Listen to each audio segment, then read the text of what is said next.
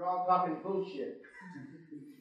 And when we had a 15-year-old, we've had 3 15-year-olds in the last 18 months, and I asked them all the same question after this and the first night's dinner. And they all say the same thing.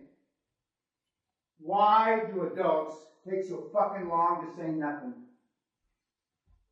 Why do adults pump up their past lack of success to make it sound like they succeeded?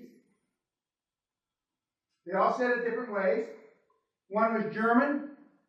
One was from Kashmir, wherever the fuck that is. And one was from Britain. It's a good question. Why?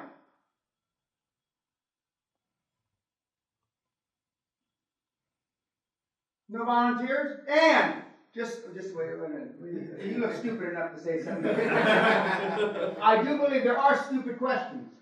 Because contrary to what all the fucking idiots have told you in school, there's no stupid question. That's bullshit. Most of the questions asked today in 2016 are stupid. And if you were so fucking smart, kids, you wouldn't be here. So how did you do so far with your questions? Now we'll get back to the young man that was going to ask a stupid question. Go ahead. I was going to answer your question, but I think I'll plead the fifth now. Say it again? I said I'll plead the fifth now. You'll take, well, you can go a long way taking the fifth in America.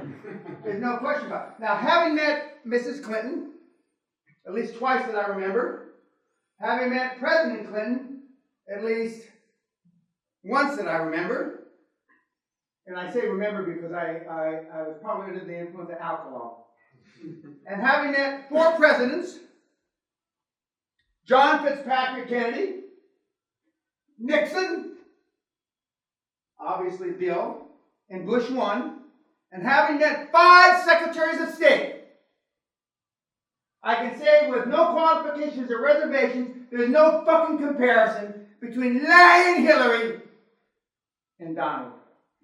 None. None.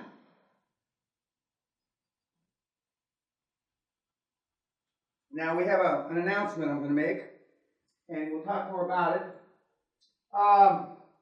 Where is my, somebody couldn't be here tonight, and his official induction into the Hall of Fame is at the graduation night for the hardcore. Now, most of you know who this is, unfortunately. This is Brian QLA Rose.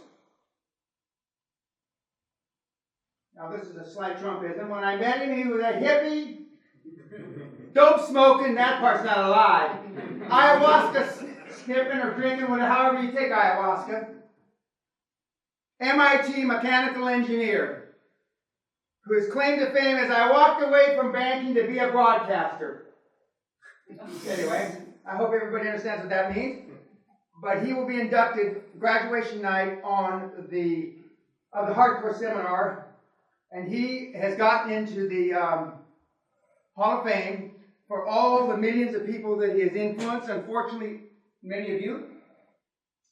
And as I told him when I was first interviewed by him, that if he allowed me, if you allow me, I will change his life, which I have, for those of you that have followed London Real for any length of time.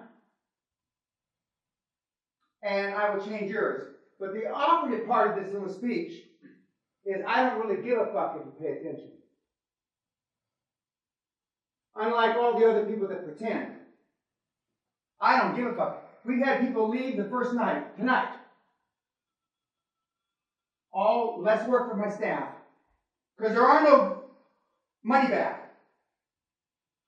We've had people leave the second night, the third night, the fourth night, the fifth night, graduation fucking night.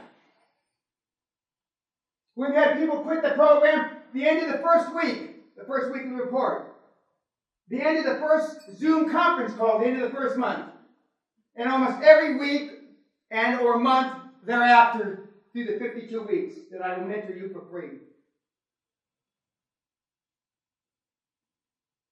Why do I mention you for free for a year? Am I a psychopath? No. Because it's for free, I can kick you out any fucking time I want.